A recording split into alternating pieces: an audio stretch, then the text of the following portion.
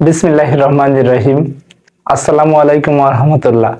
প্রিয় শিক্ষার্থীরা, welcome to মুমিনুলস teaching home. পাঠ্য বই আলোচনার পূর্বে কিছু গুরুত্বপূর্ণ তথ্য এখানে দেওয়া হচ্ছে, যেগুলো তোমরা হ্যান্ডনোট হিসেবে রাখতে পারো, প্রয়োজনে স্ক্রিনশট দিয়ে রাখতে পারো। পানিতে তেজস্ক্রিয় পদার্থ। পানিতে প্রাকৃতিক বা মানবসৃষ্ট কারণে তেজস্ক্রিয় পদার্থ উপস্থিত থাকতে পারে। এই তেজস্ক্রিয় উপাদানগুলো দীর্ঘমেয়াদী স্বাস্থ্যের জন্য ক্ষতিকর হতে পারে। অর্থাৎ তেজস্ক্রিয় পদার্থগুলো সকল জীবের জন্যই ক্ষতিকর, প্রাণীর জন্যও ক্ষতিকর, আবার উদ্ভিদের জন্যও ক্ষতিকর। তেজস্ক্রিয় পদার্থের প্রধান উৎস, অর্থাৎ তেজস্ক্রিয় পদার্থগুলো কোথায় সবচেয়ে বেশি পাওয়া যায়, পানিতে আসে কিভাবে, সেটা বর্ণনা আছে। প্রাকৃতিক উৎস, ভূগর্ভস্থ শিলা ও খনিজ পদার্থ থেকে। ভূগর্ভস্থ শিলার ভিতরে থাকে ইউরেনিয়াম, থোরিয়াম, রোডিয়াম, এগুলো থাকতে পারে। রেডিও নিউক্লিওসাইড সমূহ যেমন হতে পারে পানির সাথে মিশে যেতে পারে, এগুলো হলো প্রাকৃতিক উৎস। এছাড়াও রয়েছে মানবসৃষ্ট উৎস। 2. মানবসৃষ্ট উৎস, পারমাণবিক বিদ্যুৎ কেন্দ্র ও পরীক্ষাগার থেকে নির্গত বর্জ্য পদার্থ থেকে তেজস্ক্রিয় পদার্থ ছড়াতে পারে। খনি ও শিল্প কারখানার তেজস্ক্রিয় বর্জ্য পদার্থ হতে পারে। চিকিৎসা ও গবেষণা ক্ষেত্রে অনেক সময় তেজস্ক্রিয় পদার্থ ব্যবহার করা হয়, সেগুলো নিঃসরণ থেকে হতে পারে। নিঃসরণ মানে ওখান থেকে ছড়িয়ে পড়া। চিকিৎসা ও গবেষণা কাজে তেজস্ক্রিয় পদার্থ ব্যবহার হয়। মানবসৃষ্ট উৎস দ্বারা বোঝানো হয়েছে প্রকৃতির ব্যবহারগুলো মানুষ কিভাবে করছে, মানুষের বিভিন্ন কাজে তেজস্ক্রিয় বস্তু ব্যবহার করছে, সেটা ইঙ্গিত করা হয়েছে। এরপর বলা হয়েছে পানিতে সাধারণ তেজস্ক্রিয় উপাদান রেডিয়াম। যখন রেডিয়ামের ভর সংখ্যা থাকে 226, হতে পারে রেডিয়াম ভর সংখ্যা 228, প্রাকৃতিকভাবে ভূগর্ভস্থ পানিতে পাওয়া যায়। এছাড়াও 2 নম্বর ইউরেনিয়াম 238 বা 235 শিলা ও খনিজ থেকে পানিতে প্রবেশ করতে পারে। রেডনের পারমাণবিক ভর 222, ভূগর্ভস্থ পানিতে দ্রবীভূত অবস্থায় থাকতে পারে। প্লুটোনিয়াম ও সিজিয়াম 239 এবং সিজিয়াম 137 পারমাণবিক কার্যক্রম থেকে আসতে পারে। এই মানগুলো দেখে তোমরা অলরেডি বুঝছো প্রিয় শিক্ষার্থীরা, এগুলো সব পর্যায় সারণীর তেজস্ক্রিয় মৌল যাদের ভর দেওয়া আছে। এগুলো পানির সাথে মিশে অনেক সময় পানিকে দূষণ করে। এ পর্যায়ে জানা যাক তেজস্ক্রিয় বস্তু নিয়ে যে আমরা পড়লাম, এগুলোর মূলত ক্ষতি কী, পানিতে মিশে কি ক্ষতি করতে পারে। স্বাস্থ্য ঝুঁকি, বাড়তি ক্যান্সারের ঝুঁকি, বৃক্ক অর্থাৎ আমাদের কিডনি ও হাড়ের ক্ষতি করতে পারে। কেমনভাবে ক্ষতি করে? বৃক্ক ও হাড় ক্ষয়গ্রস্ত করে এবং বৃক্কগুলো আমাদের কিডনিগুলো বিকল করে দেয়। ডিএনএ কোষের ক্ষতি ও জেনেটিক সমস্যা হয়। অনেক সময় দেখা যাচ্ছে সন্তান হয় অ্যাবনর্মাল বা সন্তানের অঙ্গ প্রত্যঙ্গের হানি ঘটে এই তেজস্ক্রিয় উপাদানের কারণে বা ওই পরিবেশের কারণে, যে পরিবেশে তেজস্ক্রিয় মাত্রা বা রেডিয়েশন অনেক বেশি। ক্যান্সারের মূল কারণ হয় একটি তেজস্ক্রিয় উপাদান। এছাড়াও অন্যান্য তেজস্ক্রিয় প্রভাবও থাকতে পারে, জাতীয় পদার্থের নিয়ন্ত্রণ ও পরিশোধন পদ্ধতি, যেভাবে আর কি তেজস্ক্রিয় পদার্থগুলো রেডিয়েশন থেকে বাঁচার উপায়। রিভার্স অসমোসিস ফিল্টার তেজস্ক্রিয় কণা দূর করতে কার্যকর। এটা তোমরা বুঝবে না, আপাতত মনে রাখলেই হচ্ছে। এটা একটা বৈজ্ঞানিক পদ্ধতি, যারা তেজস্ক্রিয় নিয়ে গবেষণা করে তারা এইভাবে তেজস্ক্রিয় দূরীকরণ করে। আয়ন বিনিময়, আয়ন এক্সচেঞ্জ, রেডিয়াম ও ইউরেনিয়াম অপসারণের জন্য ব্যবহৃত হয়। এটা একটি জৈব বিক্রিয়ার মাধ্যমে করা হয় প্রিয় শিক্ষার্থীরা। এছাড়াও কোয়াগুলেশন ও ফ্লকুলেশন, পানিতে থাকা তেজস্ক্রিয় কণাগুলো জমাট বাঁধিয়ে অপসারণ করা হয়। সক্রিয় কার্বন ফিল্টার নির্দিষ্ট কিছু তেজস্ক্রিয় পদার্থ উপস্থিতি কমাতে পারে। এভাবে মূলত তেজস্ক্রিয় পদার্থর হাত থেকে আমাদের জীবকুলকে রক্ষা করা সম্ভব। বিশ্ব স্বাস্থ্য সংস্থা WHO, ওয়ার্ল্ড হেলথ অর্গানাইজেশন ও অন্যান্য স্বাস্থ্য সংস্থার মতে নিরাপদ পানিতে তেজস্ক্রিয়র মাত্রা নির্ধারিত ও সীমার মধ্যে থাকা উচিত। এজন্য নিয়মিত পানির গুণমান পরীক্ষা করা গুরুত্বপূর্ণ। এরপর আমরা দেখব পানিতে ময়লা আবর্জনা এর প্রভাব।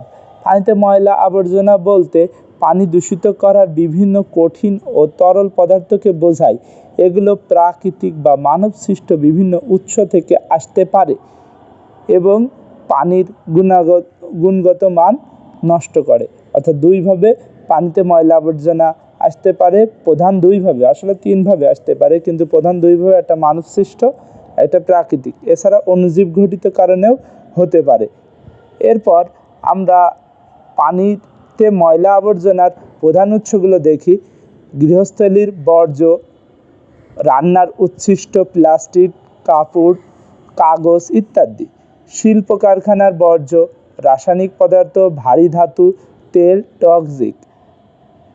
আমরা এগুলো সম্পর্কে একটু আধটু পরিচিত, তাই এটা নিয়ে আর ব্যাখ্যা করছি না। 3 নম্বর পয়েন্ট, কৃষি বর্জ্য, সার, কীটনাশক, পশুর মল, আচ্ছা, যেগুলো আমরা পশু থেকে উচ্ছিষ্ট অংশ বলি। নদী ও জলাশয়ের জৈব বর্জ্য, পচা পাতলা, শৈবাল, মৃত প্রাণী। নৌ পরিবহনের বর্জ্য, তেল, ইঞ্জিনের বর্জ্য, প্লাস্টিক বোতল, এগুলো পানি দূষণের অন্যতম কারণ, আর এগুলো আবর্জনা হিসেবে পরিগণিত হয়। এই পানির ওপর ময়লা আবর্জনার প্রভাব সংক্রান্ত কিছু কথা আমাদের জানা উচিত। জীবাণু সংক্রমণ, পানিতে ব্যাকটেরিয়া, ভাইরাস ও পরজীবী জন্মাতে পারে, যা ডায়রিয়া, টাইফয়েড ও কলেরার কারণ হতে পারে। অক্সিজেনের ঘাটতি, জৈব বর্জ্য পচে গিয়ে পানির মধ্যে দ্রবীভূত অক্সিজেন কমিয়ে ফেলে, যা জলজ প্রাণীর জন্য ক্ষতিকর। আমরা জানি পানিতে খুব কম মাত্রার অক্সিজেন থাকে, ওই অক্সিজেনটা বাতাসের অক্সিজেনের তুলনায় অনেক কম। এই অক্সিজেনের ঘাটতি দেখা দিলে পানির জীবগুলো মারা যায়। এছাড়াও পানির স্বাদ, গন্ধ নষ্ট হওয়া, আবর্জনা পচে দুর্গন্ধ তৈরি করে এবং পানির স্বাদ খারাপ করে। জলজ বাস্তুতন্ত্র ধ্বংস, প্লাস্টিক ও রাসায়নিক পদার্থ মাছ ও অন্যান্য জলজ প্রাণীর জন্য বিষাক্ত হতে পারে।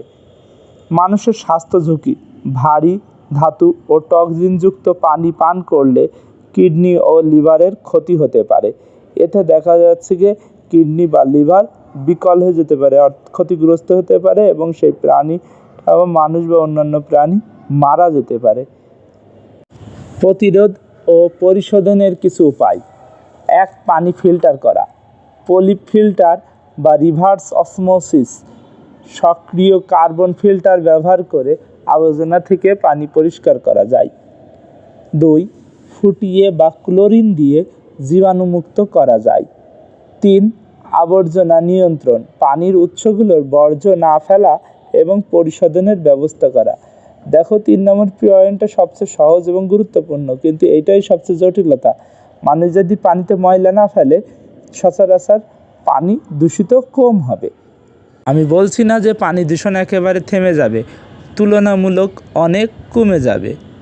এরপর 4 নম্বর পয়েন্ট, বর্জ্য শোধনাগার স্থাপন। শিল্প কারখানা বর্জ্য শোধনাগারে শোধনের ব্যবস্থা করা। শিল্প কারখানার যদি বর্জ্য শোধনাগার থাকে, তাহলে বর্জ্যের পরিমাণ শিল্প কারখানা থেকে কম আসবে, যা আসবে তার থেকে দূষণ মাত্রা অনেক হারে কমে যাবে, যেটা আমাদের নিয়ন্ত্রণের মধ্যে থাকবে। সচেতনতার বৃদ্ধি, পানি দূষণ রোধে জনসচেতনতা বাড়ানো, অর্থাৎ জনগণ যদি না বোঝে সকল কিছুই অকারণ।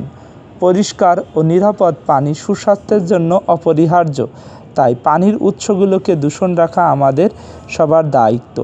আমাদের খেয়াল রাখতে হবে, পানি সৃষ্টিকর্তার দেওয়া একটা বড় নিয়ামত, এটা যদি আমরা নষ্ট করে ফেলি, তাহলে এই পানির অভাব বা ঘাটতি আমাদের জন্য ভয়াবহ একটা বিপদের কারণ হয়ে আসবে।